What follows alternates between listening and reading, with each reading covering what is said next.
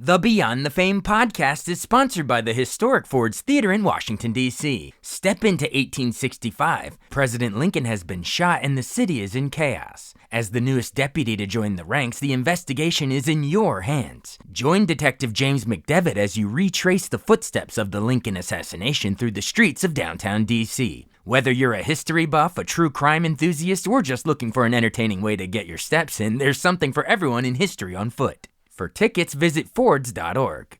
This month's programming is also brought to you by Catoctin Creek Distillery in Loudoun County, Virginia. Looking for something fun to do? Catoctin Creek hosts exciting events every month, many of them free. From tastings to live music and more, there's always something happening at the distillery. Find details at www.catoctincreek.com. Must be 21 to drink alcohol.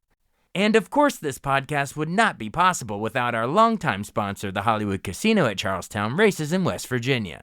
Details and tickets at HollywoodCasinoCharlestown.com. Must be 21 to enter the casino floor and attend a show. Gambling problem? Call 1-800-GAMBLER.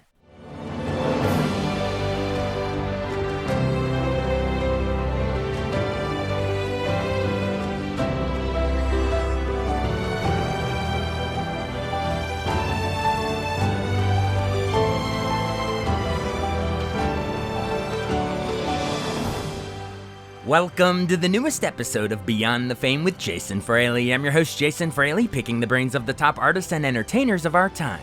Country singer-songwriter Tenille Townes is out with her brand new album, The Acrobat. She joined me to share her favorite new tracks and reflect on her career, from getting pulled up on stage as a kid by Shania Twain to winning Female Artist of the Year 5 times in a row at the Canadian Country Music Association, while crossing over in Nashville with the hit song Somebody's Daughter.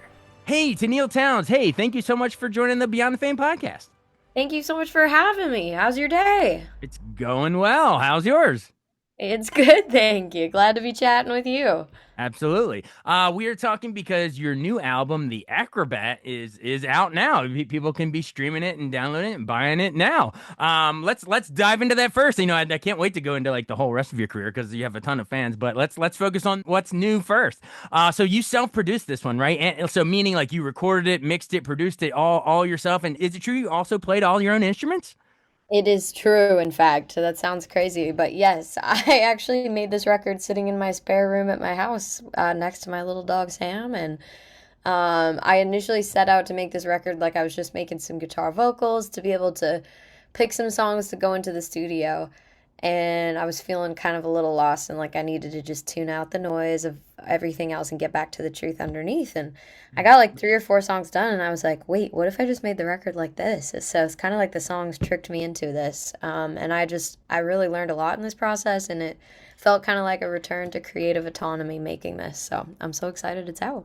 I love that. I kind of have a little idea. My wife is a musician. She opened for the Chicks back in the day, but I kind of have an idea of what you're talking about of like recording each, like, I guess are you doing your own tracking? Like, do you have like software? Is it like GarageBand, or how are you actually recording it, mixing it? Yeah, I'm on Logic, but I just have, like a little SM7 microphone and an Aero interface, and I recorded the whole record like that. And it was really fun to like, I kind of felt like with every creative decision, it was like a return to self. Like I'd be like, do I want some bass on this? I think I do. Does this need a little mandolin or tambourine? Okay, yeah, cool. Let me color that in. It was just like every decision kind of helped shape it to what it was. And it really just unfolded in a cool way. I think the inner critic in my head was like exhausted at this point. So it just sort of like slept off to the side and let me actually finish this. And that felt good. That's awesome. Now that you said it, yes, it's Logic. That's what my wife uses. Yes, that's the Heck best stuff out there. Awesome. So yeah, well that folks, if you're listening to this and and you have the old cliche like, oh, today's music is so whatever, but listen to what Tenille just said. She's literally an artist doing all of the instruments, so you have no excuse not to pick up the Acrobat. This is true musicianship. What's in the title? I know the title track is written by you and Lori McKenna. Obviously, she wrote "Girl Crush" for Little Big Town and Humble and Kind for Tim McGraw, like a ton of hits. But what was it like working with Lori on the title track? It was such a dream. Literally, she's like my songwriting hero. She sets the bar for me. It was a really full circle moment getting to sing this song together, because when I first moved to Nashville, my dad like helped me make the 47-hour trip from my hometown to Nashville, and we pulled up and we flukily got like 2 tickets that night to the Bluebird, and Lori was playing. And so we were sitting there like so close to her, and I'd heard her songs before, but I'd never heard her interpretation of them, and like I was just blown away by her style and like her delivery. There's something about her voice that like cuts you like a knife and wraps you up in a blanket at the same time. Like she's just incredible. So, like 7 years probably from that round, I found myself like I had my first pub deal, and they were like, "Who's on your top list of dream co-writers?" And Lori was the first one. And so they, after a little time, they set that up, and I got to sit across from her, and I was like, "Wow, this is so cool." I called my dad after. I was like, "I think we've made it. I just wrote a song with Lori McKenna, and I don't have to drive 47 hours back home now." So Wow. Did it take 47 hours to write, or 47 minutes or days, or you know what? It didn't take as long. yeah, no, it did not take as long, thankfully. No, it was just a couple hours, and Nice. from that moment, she's just kind of like become a really cool mentor and a So friend. cool. And I got to go up to Boston and write with her. Love We've it. written a ton of songs, and one of them was The Yeah. Acrobat. And so when it came time to Yeah. make this record, she's always kind of been championing it. Like she was like, "You should make a record just you sitting and playing the songs the way you do." And so I Yeah. called her and I was like, "I'm doing it, and will you do The Acrobat with me? Because I Yeah. think you should be the fortune teller on this song." So that was really cool for me. I love it. Well, I'd love to do a deep dive onto a couple of different tracks on this new Yeah. album. Let's really plug it so people are, know what to look for in each of the different songs and stuff. But yeah, real quick, so that was the Acrobat with Lori McKenna. What stood out about that song itself that you're like, ooh, let's make this the actual title? Like, was that always the conceit from the beginning, or was it just like the strongest song or the best for like a thematic through line? I want to know what's in the title for the whole album. Yeah, I think for me, honestly, it was just a collection of songs I really loved. And I Yeah. remember when we wrote this song, I knew that this song was special, but it just wasn't time. Like it didn't fit what I was releasing at the time, and I knew it would raise its hand when the moment was up. And I'm so glad it did now. And I was just kind of looking at this whole project, and it's funny we wrote the song about a character because I think I needed the distance from my own self to be able to like tell the pieces of the story of what it's like to kind of lose yourself and like how love isn't really love if it means losing pieces of yourself. And I think I learned a lot about that in the past couple years, and this record kind of felt like an expression of that to me. And this is also my first record returning to being an independent artist, and so thematically it felt like this is a big leap into this unknown, and this community of people have been listening to the music with me and coming along to these shows and like supporting this journey are like the arms catching this new flight path. And so the Acrobat felt like the right symbol to me to take that leap. Ah, I like the way you visually explain that. The arms catching this acrobat. I mean, it's in the lyrics too, when you're barely hanging Uh-huh. on, easy to let go, wait for the applause after the show, etc. Highs and lows. But okay, so it's that circus sort of. You're doing a metaphor out of that, like an acrobat. I gotcha. You're Uh, there. You're I there. gotcha. Well, I'm a big movie buff guy. I don't know if you've ever seen what is it, that old Bob Fosse movie, All That Jazz, with Roy Scheider, the guy from Jaws. You ever seen it? It's Oh, it opens. no. He said it's basically Bob Fosse making an autobiographical kind of movie about what it was like to make a show and a Broadway show and direct a movie all at the same time. But anyway, he has a Wow. line where it opens with a metaphor. It says, "To be on the wire is life. The rest is waiting." So there's your acrobat. Ooh, I like A that. great one if you ever get a chance to check that out. All right, cool. So That that's is the such a good Acrobat. So that's quote. co-written by Laurie McKenna and you. And then Ordinary Love Song is not writing with Laurie. It's you writing with Daniel Tashian on Ordinary Love Song, the opening track. Now, he needs no introduction. One album of the year with Casey Musgraves' Golden Hour. Might have heard of it. Might have heard, just maybe. Yeah, but how do you guys craft Ordinary Love Song? Is that a concept you brought to him, or did he bring it to you and you fleshed it out, or what was the order of all that? Honestly, Daniel's one of my favorite people to write with, and he's very there's something that always happens when we sit together where we kind of just trust what's waiting for us in the room. Like there's never like a formula that we walk in with or something to necessarily jump off of. It's just like following the music, which is kind of ironically what this song is about. And so it was really fun to write this with him and in that sort of open space of just trusting we'll go wherever the music takes us. Love it. Well, let's keep the theme going of cool collaborations on this album, because you also worked with the Grammy-winning trio I'm With Her. Of course, Sarah Watkins, Sarah Jarosz, and That's Opie right. O'Donovan. Yes. And the song you worked on together, all of you all, is called Gray Like Emmy Lou. Tease it to our listeners who maybe haven't heard it yet.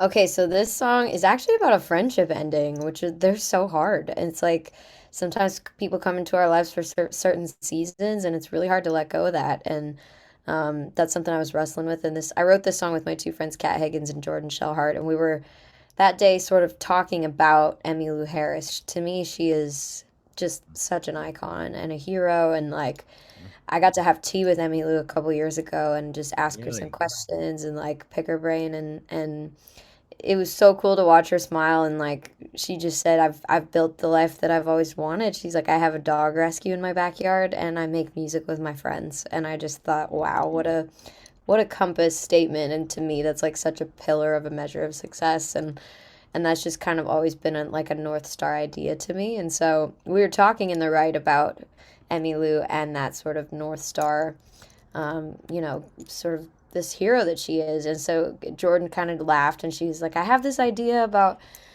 being, beautiful like Emmylou, like wishing that somebody, if they could just, even if you're not in their life anymore, it's like wishing them well would say that I hope you have stunning gray hair someday and live a really long and happy life like Emmylou Harris. And I was like, that's such a nice thing to say. And so we wrote the song, and then there's something about the spirit of it that just made me think of all the I'm with her girls, and I know that they have such a love for Emmylou Harris too. And Sarah Jarosz and I actually played with Daniel Tashin at Brown's Diner at the end of last year. We did an Emmylou Harris tribute night. We all played the songs from Wrecking Ball, Oh, and cool. yeah, and Emmylou was there, and so we were all just kind of smiling at each other. And I had just sent them the song, and I was like, I think this is meant to be. So they recorded their parts right around that time, and it was really special to do that with them. That is so cool.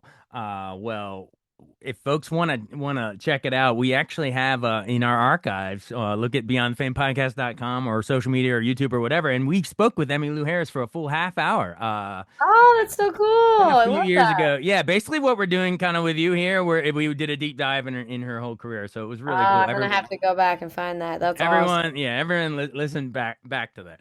But in terms of the song, that's a cool idea, a cool metaphor, and also you don't get many songs about friendships ending. There's a lot of like breakup songs, romantic breakups, but with it like losing a friend, that's a bit unique. So okay, all right, Yeah, that's what it's about. Those are hard. yeah, that's almost even harder sometimes. All right, I think so too. all right, cool. How many? I mean, I don't know. It's up to you, but I'm cool with doing deep dives on even more of these tracks. Let's plug the hell out of everything. How about how about she plays the piano, co-written by Grammy winner Amy Wadge? Yeah, Yeah. yeah. So you might have heard of her as well. Won, Song of the Year with Ed Sheeran's "Thinking Out Loud." This is overall Song of the Year, not just pop. This, the Song of the Year at the Grammys. But tell us what she plays the piano is about and how cool it was working with Amy. Oh, it was so cool. It was actually we wrote this song a little while ago. We got connected over Zoom because she lives over in the UK, and it was just so cool to get to create this with her and our friend Alex Stacy and Lori McKenna's with us on this song too. And so we were I was telling them the story. I've wanted to write this song for a really long time, but I used to go visit my great grandmother who is at the Alzheimer's and dementia Mm. ward in the senior home. And so we'd go have lunch with my mare and we'd sit with her. I mean, at this time I would have been in like fifth or sixth grade, somewhere in there. And we'd sit in the cafeteria, and I just remember there was this woman who was another patient there, and they'd bring out this keyboard for her, and they'd set it up at the table. And she couldn't even tell you her own name, but when they put Wow. this keyboard in front of her, she would play this polka like it was nobody's business. And That's she'd they use finish that in the music therapy to bring people back, Oh, right? right? Yeah. It's Yeah. incredible. And so she'd play the song and she'd turn around and smile at us. And we'd all cheer for her like she just played out Carnegie Hall. And then she turned around and she'd look at the keyboard again and she'd start the song from the top and she'd play it all the way back through. And I just remember in Wow. that moment, even at that age, just being like, how crazy is it that music can like remember the essence of who we are even when we can't? And that Wow. always stuck with me. And so that's the story behind this song. Wow, that is a great backstory, and it just shows that yes, music, the arts can trigger. I mean, maybe it's the same with movies or theater or whatever, but like you could have literally someone grappling with the worst disease like Alzheimer's, and yet music Yes. will bring is the one thing that can bring back their memory. That gives me goosebumps. Oh, And that, also, what great, synergy, serendipity that the story you just shared, you co-wrote with Amy, who literally with Ed Sheeran wrote, remember what was that line? When my hair's all gone, but my memory fades and the crowds don't yes. remember my name. Oh my gosh, what I've never drawn that conclusion. What a great thing to point out. I love Tell Amy that. that when my hands don't play the strings the same way. Literally, it's kind of what you were Oh, just talking I about. so will. I'm gonna say we wrote this song about the girl in your song. Exactly. There you go. You tell Amy, and then the two of you can bring that over to Ed and see what he thinks. All right. Exactly. I love this plan. Great idea. I love it. See, this is why we do the deep dives on it. We Absolutely. when you do the little radio FM, it's cool and all. You get to plug the local shows, but you don't get to do the deep dives like we're doing. Like we did an hour with Yes. Cam and or whoever, name anybody, and it's just fun to hear like the creative inspiration on these deep dives. Oh, I Love love that. That's it. so Love it. cool. Well, let's see what else we uncover here. The Yes. the subconscious meanings behind here. Well, I do want to get to some of like the rest of your career, but maybe one more. Let's do time for one more on this album, and then we'll, obviously we'll full circle wrap it back around at the end Okay. of the track. But let's do it this way. I named a lot of the, the cool co-writes and featuring other artists. But how about the one? There's a couple that are solely written by you in here too, as well. Enabling, we could use you a little more if you're hearing this. Is there any one of those, solely written songs you want to plug, or do you want to tackle them all as one answer, like together? Just what was it like writing your soul ones on this album? Yeah. Okay. Let's see.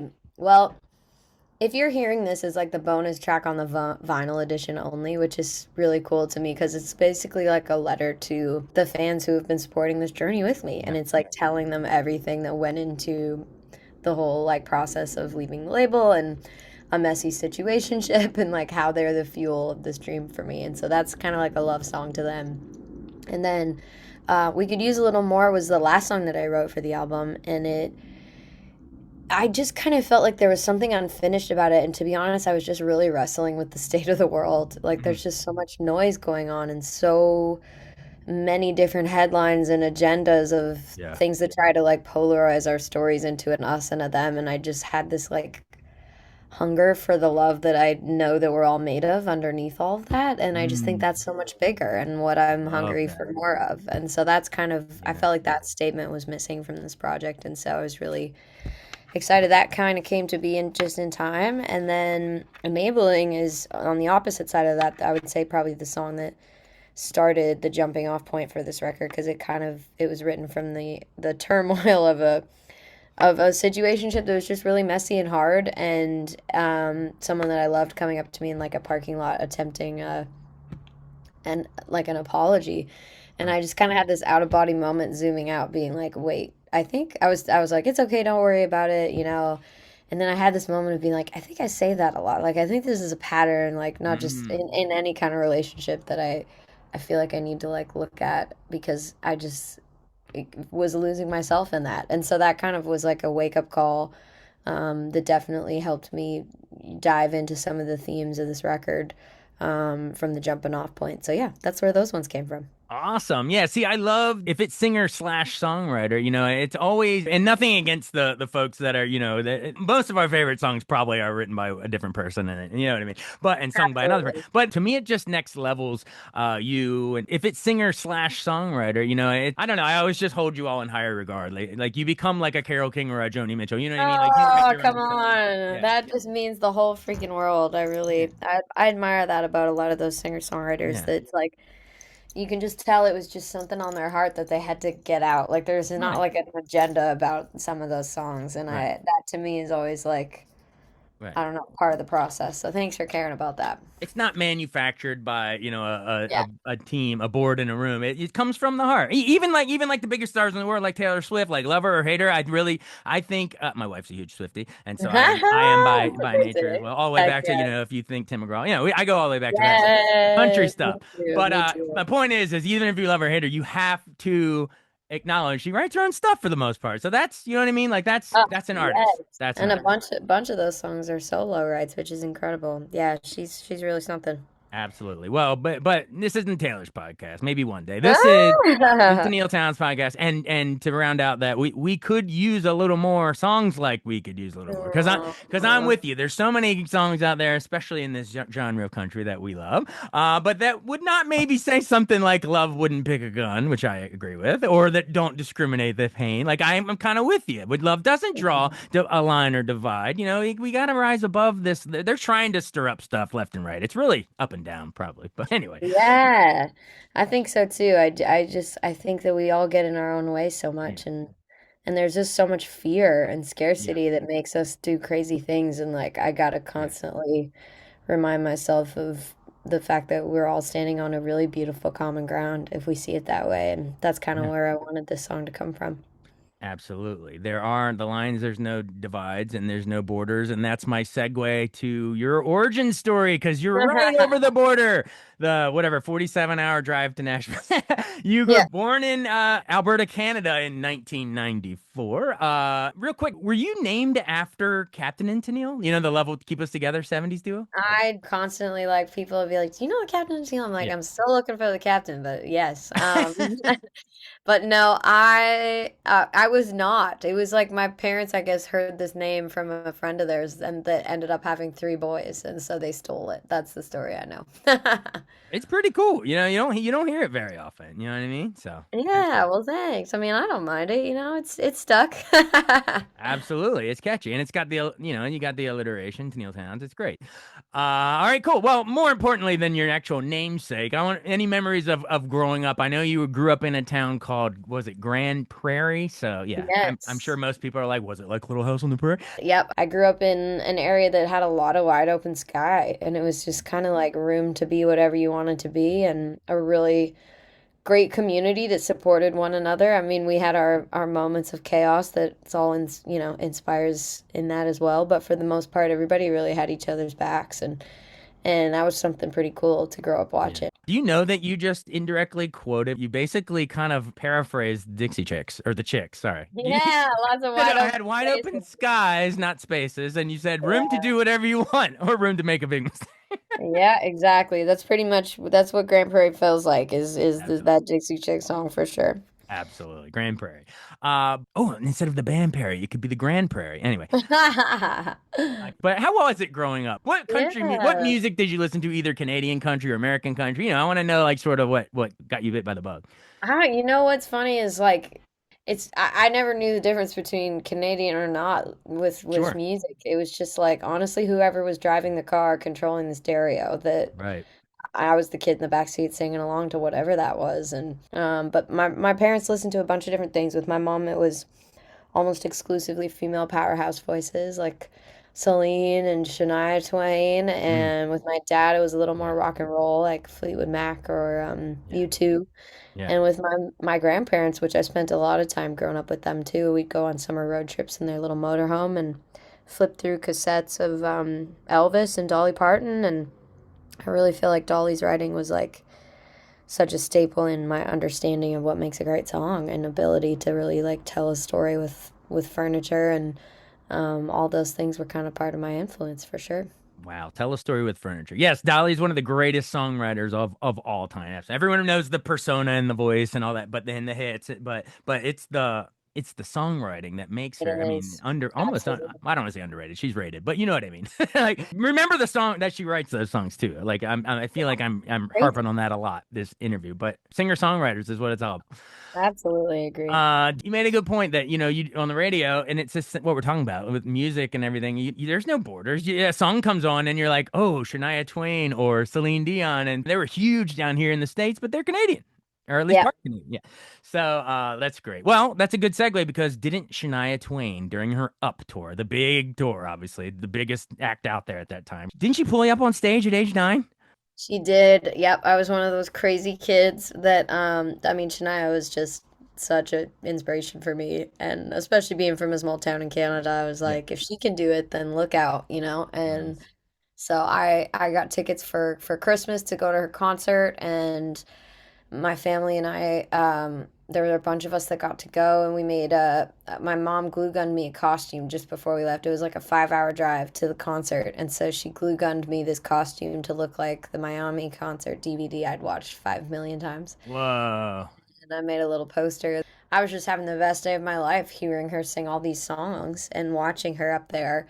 And by a fluke, like I think some security guard saw me or something and let me stand up by the stage with my sign and she came around and reached out her hand and pulled me up there and I just like it's all like a hazy dream, but I remember taking her hand and the stage floor was like almost like checker plate tin and I Wow. was like, I think I'm actually standing here. Like I think I'm awake right now. And so Do you remember what song it was? Yeah, it was a cut off of Up. It was called What a Way to Wanna Be. And so we Wow. finished the song and we ended at the top tier. She had like a center stage that was 3 levels. And so we were on the top tier and then she said, I want to hear you sing. Like, can you sing one of my songs? And so I busted out a chorus of Honey, I'm Home in front of 18,000 people. And that Whoa. was it. I was like, this is it. This is what I want to do for the rest of my life. And it just lit such a fire in me. And she kind of sent me off the stage and back to my mom. And I've never forgotten that feeling. And it's like, it's the heart of the mission for me now to continue to pay that forward wherever I go. And we had a pretty crazy full circle moment at the end of the year before last, where we got to open up for her on her Canadian tour, and we played Wow. back in Edmonton, in the city that happened, almost 20 years to the day. Did you And reenact it? You should have gone down in the I front know, row and have her right? pull I you up. should have. I totally should have reenacted. We did not, but she did show a picture of it to everybody and brought me up there, and it was such a Nice. special moment getting to sing with her again. So I'll never forget that. Well, one more just popped in my head on that question. Do you remember what you wrote on the sign that caught her attention? Oh yeah, it was a I drove neon 5 hours to orange. get here. No, no, it was neon orange and it had silver sparkles around a black Sharpie and it said, Shania, can I please sing with you? And she pulled me up. Wow, that's awesome. Well, speaking of Canadian songwriting icons, I mean, you mentioned Celine and Shania. My grandfather really got me into Gordon Lightfoot. And he Oh, was actually on this show before he died yes. too. So check that How out. Um, special. I'm gonna I go back know, and right? listen. That's My amazing. grandfather played Reckon the Edmund Fitzgerald probably like over and Ah, over. yes, But so many legend. good songs. But the reason I bring that up is because it does factor into one of your early mentors. Your mentor, Dwayne Steele, did a cover of Gordon Lightfoot's "If You Could Read My Mind." That one. Um, yes, Yes. and Dwayne went on to actually produce your first single, "Home Now," in 2009, about a daughter whose dad is sent to the war in Afghanistan. So time stamped sort of what was going on in the world with that post 9/11. Memories of that. I know that's like an early one. I guess it's before your first album even comes out. But is it? I don't know if it's too random. Is that too much of a inside baseball deep dive, or do you want to give Dwayne a little flowers of "Home Now"? Oh, heck yeah. That's a throwback for sure. And That's a Dwayne, deep pull. yeah, that was a very deep role. Dwayne is awesome. He's Yeah, such a good soul, and he was so encouraging, especially in those early years. Those are some of the first songs I'd ever written, and nice.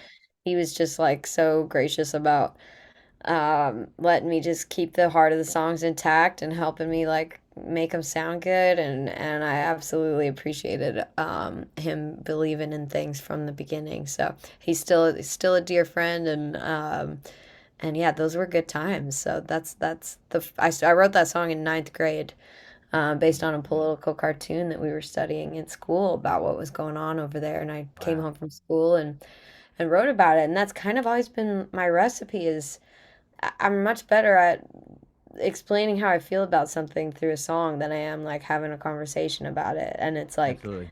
it's just a safe place to kind of be able to feel anything or say anything, and that's always the first reason that I write a song. And I learned that from those days in school of just not knowing where else to put my feelings. So that song helped a lot with that. Absolutely. Some people doodle in the margins during class, and Mm. you're writing soon to be, songs. It's great. uh, Mhm. Cool. Well, I sort of mentioned it then. Let's go into it. Let's now we're actually you into actually recording albums. So your first album, Real, in 2011, is on the Canadian country music label Royalty. So you do Real, and then you did a second album, Light, in 2013. Tell me about the song Wendy, in parentheses, Can You Hear Me, Peter? Oh gosh, this is a deep cut. Now this not to We're be going confused way with far back here. Okay, well, not to be confused with the what is it, the Kelsey Ballerini Peter Pan. That's a little different, but you did it first in a way. Oh yeah, that was way back. These are all middle school songs, which was, I mean, If you you don't know, want to go into, if it's too much, it's fine. But I just want to give you credit for your. I appreciate that. That's so nice. I've been writing songs a long time. Yeah, It's kind of nice to smile at those for sure. But yeah, that those early records were no, I was just kind of learning about writing and recording, and I those were in my early trips to Nashville too. I'd yeah, go back and forth as much as my parents would let me skip school yeah. and try to just come and study and learn from some of the greats around here. So it was really cool to kind of get bitten by the bug and be able to learn what it's like to make songs work in a studio and try to release a few songs. And it was such a good beginning to things, and it taught me a lot. And then after that record. I finished high school and I convinced my parents that I wasn't going to college, that I was going to hit the road instead. And we spent 45 weeks, I think it was, touring from one side of Canada to the next. We played for middle schools and high schools and just graduated, and I was trying to convince my dad the plan of doing the 10,000 hour rule. So I was Yeah. putting in my time, and when that tour wrapped, he was like, "Okay, I believe you. I said I know you're serious about this." And so he helped me make the trip to Nashville, and then from there I was just writing songs with anybody and everybody I could and going to rounds and soaking in all these great songs and masters of the craft and learning from them and writing with anyone I could. And one door kind of led to the next, and I got into the door of getting a pub deal and getting signed to the record label around that time, and then I got to make my first kind of real album, which was called The Lemonade Stand. And you might have heard of that one too. But real quick, I want to just praise you and thank you for. I am such a disciple of the 10,000 hours mantra because it's Mhm. everyone's. What is it like the 10-year overnight success or whatever? Whatever the like. No one is an overnight success. You literally got to put in your hours. Put in your hours. You're crisscrossing. The country performing. I think you're even nominated at like age 17 for Female Artist of the Year at the Canadian Country Music Awards. Right? You lost to Terry Clark. Dang it, Terry Clark. But the point is, you're starting to get noticed, and it's only because you're crisscrossing and doing the live songs, and you've been writing and writing your face off, But there's something to that. If there, is that your advice to anyone listening? That like you have to just put in those hours long before anyone even really knows about it, and one day the opportunity will come.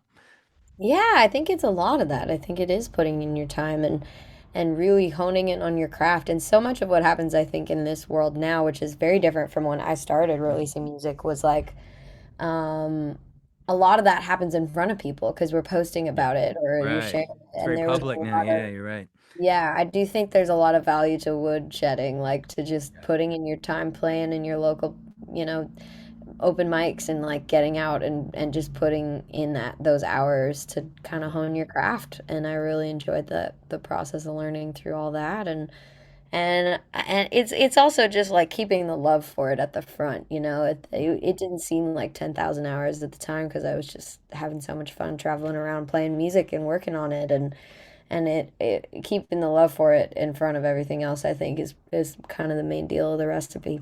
Absolutely, absolutely. Well, the recipe finally paid off. The oven dinged and it came out, and basically you were ready. You got signed by Columbia Nashville in 2018, correct?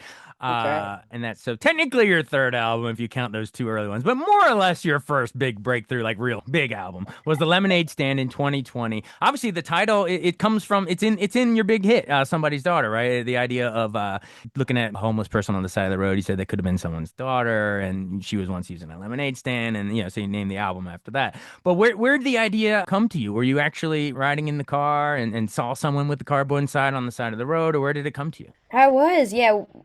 Growing up, we did a lot in my hometown for our local youth emergency shelter. I worked with closely with them. It's called the Sunrise House, and so we helped throw a little concert for them every year and do some fundraising to keep the doors open. And so I learned a lot about youth homelessness through that experience, Yeah. and I think it just kind of opened my eyes to like noticing more of what was around me. And when I moved to Nashville, my mom was in town. She was helping me do some furniture shopping for my apartment, and we saw this young girl stand on the side of the road. We saw this guy at the red light in front of us. He had like a construction truck, and Mm. he got out and he got some Gatorade out of the cooler and he brought it to her, and we watched this like really beautiful moment of him being generous. And then the light turned green, and we were in the row of cars that just kind of kept going. But Wow. something about that moment really stuck with me, where I was like, she could have been my age. Like, what kind of right and left turns in Sure. both of our lives happen, that and how often the hand that we're dealt in our life literally has nothing to do with us at all. And so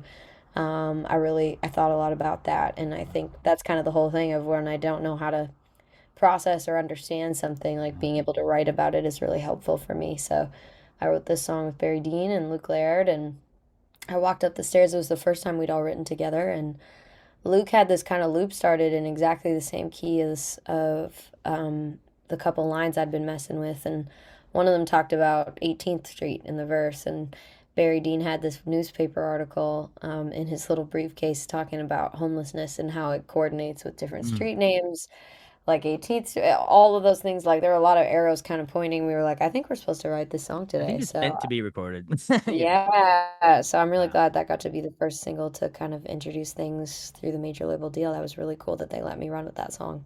Well, and a lot of people, it's nice that it's also really just nice that your big song, your big breakout, blow up hit actually is a song with meaning. Because, and Oh, I'm not knocking a lot of other big, hits that are one hit wonders. And the reason we never see them again is just because they're fun. But yours had some meaning to it and you were able to just keep following it up, and that's the 10,000 hours probably factoring into that. But it was a huge song, but also one with meaning. So those are rare like that. thanks. I appreciate that. And I mean, we'd seen it tackled before. Like I remember, I'm a little bit older than you, but you probably do you remember that song by Everlast? What is it?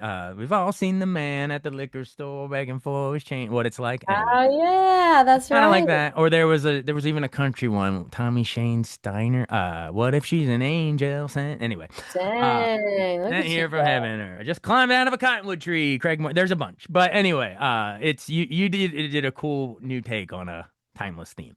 Thank Uh, you. you want to hit Jersey on the Wall really quick before we move off that album? How'd that come in? Yeah, so that was I visited this amazing community in Grand Manan, New Brunswick, which is like planes, trains, automobiles, and a ferry to get to from Nashville. But Did you see Steve Martin and John Candy or no? yeah, no, I did not. But I did.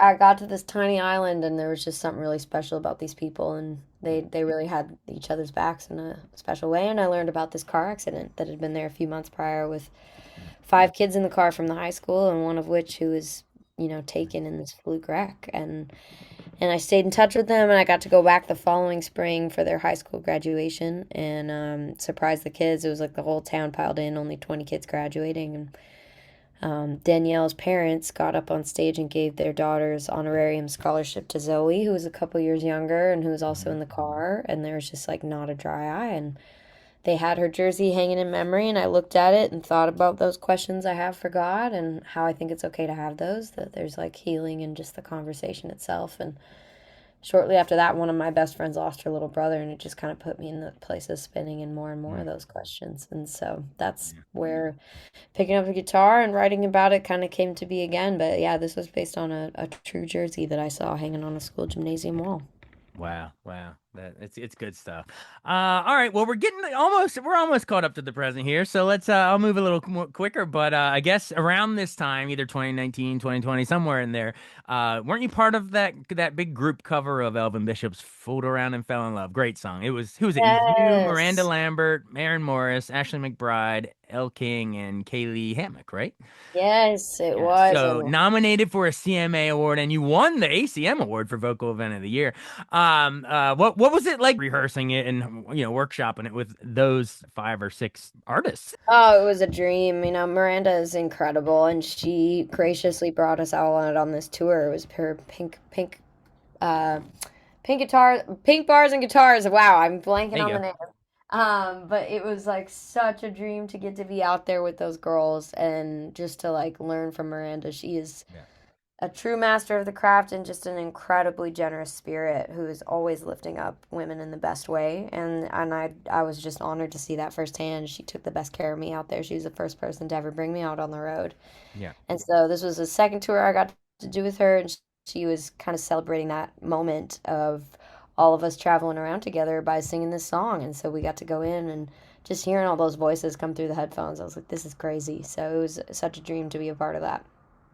Awesome. Well, yeah, it's hard to do a good cover, but that one, you all nailed it. Hmm. Well, I kind of mentioned those awards, but I do have to say, on the Canadian side of the border, back again, if I can return for a second, you won Female Artist of the Year at the Canadian Country Music Awards 5 times in a row: 2019, 2020, 2021, 2022, and 2023. Was that you? Was that you saying, "All right, Terry Clark, I finally made it"? Or no, no, no. I Oh mean, my in all God. seriousness, what is it like getting crowned by the home country? Oh, it just meant so much. Just Yeah, to know that people have heard these songs and felt impacted by them and deciding to, come and get a ticket to a show and yeah. just to celebrate that. And it's a really awesome community of Canadian country music where it's just like people I've grown up with and known for a long time, and everybody's always rooting for each other in the best ways. And there's such a good feeling to the music community up there. So I'm so grateful for everybody's support. Absolutely. Well, it's bringing us a little closer to the present now. So I guess then COVID hits during all of that run there. So it's been a crazy time, but a time for a bunch of artists. I remember we had Winona on, and it was like a time for artists to work ahead on new stuff. She said. But one of yours, I guess, one of the more recent ones was Backfire. In fact, if you search your name on Spotify, I think that comes up as the most popular, at least at the moment today. It could be something different tomorrow. But talk about working with Nate Holler. Is his songwriting deeper than the Holler, or where does he come from? He's awesome. I love Nate so much, and he was really sweet to reach out about this song, and it had such a stompy, cool. I love that the music of this song has like such an energy to it. And then the lyric is kind of like very much about just a relationship going completely sideways, and it's hard. And then the music is kind of like telling you it's all going to be okay at the same time. So I really like the juxtaposition of that. And Nate's opened up on tour with me on a bunch of shows in Canada, so it was really cool to get to do a song together. Absolutely. Well, that was Backfire was, I guess, 2025. That was last year. So that does finally, thanks for sticking around for so long. You've been so generous with your time, but we did, the highlights. There's a lot more, obviously, but, we covered a lot in our amount of time here. So it brings us full circle back to the Acrobat. Everybody should pick it up. And what have you been doing promoting it? Let's sort of end here. I know April was a busy month for you. Didn't you do the Grand Ole Opry on April 10th and then Calgary Philharmonic April 25th? Like you've been playing some really iconic venues. And what was it like getting to sort of promote this new record at these historic places? Oh, it's been so fun getting to just like watch this record kind of take on a new life in a live space. And we've been out on this living room tour, so we've been playing these really solo acoustic shows, which I was really nervous for, just going out with my guitar. And they turned out to be so special. They were very conversational and very request driven, and very much like a vulnerability is a two-way street between the audience and I. And it was really special to watch that come together every night. So we did a run of 22 shows, I guess, this spring, and one of those was a special release night for the album in Nashville at Third and Lindsley, and that's I had a bunch of friends come up and sing some songs with me, and it was just such a cool celebration of this new chapter of music, and then we did the Opry the next night and the Bluebird Cafe after that. So it was a really cool release weekend here in Nashville, and then we kept going up to Canada from there, and so we played two special nights with the Calgary Philharmonic Orchestra, which was some of the wildest music experience I've ever had. It was so cool to hear 60 people, contributing to this wall of sound, wrapping their arms around this music that I made in my spare room. It was pretty cool. So that was really special, and then we kept going on the tour, and we actually just rounded it out in Chicago, Cleveland, and Newport, Kentucky, and now we're taking a moment before some summer festivals and some more summer music coming very soon, and then headed out for another round of this living room tour later this fall. I love that you can play venues of all sizes. Like you're naming some of the biggest, Calgary Philharmonic and Grand Ole Opry, and then some festivals. Like you can do the big venues, but then I love that you're also taking time to do, what do you call them? The living room tour, these intimate venues. Is that because Dolly said you write songs with the furniture in it? Living Ah, room. there Uh, you go. are there going to be any of those of either variety in the DC, Maryland, or Virginia area that we I'm could promote, or stay tuned, everybody? I'm stay tuned. I'm hoping so. I love playing up in that area. We've played Union Stage a couple times up there, and Oh, cool. where else have we been near Maryland? We did When you say Union Stage, you mean like on the wharf in DC? On the water? Yeah. yes, and I love that venue. It's so cool. And then we've played a couple other spots in that area too. I can't wait to get back. So hopefully we'll get to book more in that direction soon. We'll let our listeners know the second that it's announced. But in the Oh, I meantime, appreciate that. no excuse. In the meantime, you got to pick up Tenille Townes' new album, The Acrobat. If you got a 47-hour car ride, maybe you never Right. know. No, but in all seriousness, you never know which young artist was at the Bluebird when you were just there that's going to be inspired and launch a career. You never know. Oh, You never know. that's such a thanks for saying that. That's so sweet. It is kind of crazy how the circle keeps on going, and I'm really grateful to get to do the thing I love to do.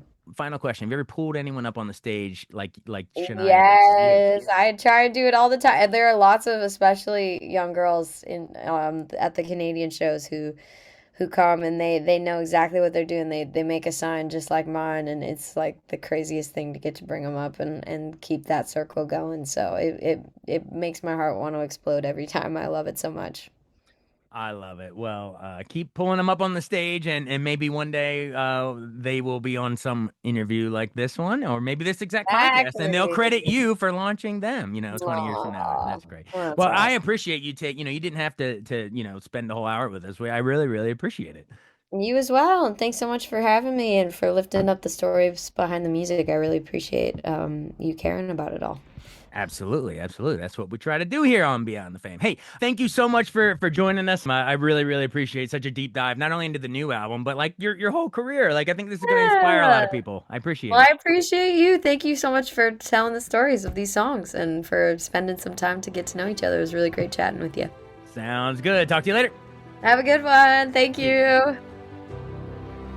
Thanks so much for listening to Beyond the Fame with Jason Fraley. Our theme music is Scott Buckley's Clarion. Remember to give us a 5-star rating if you like what you hear. We'll see you next time.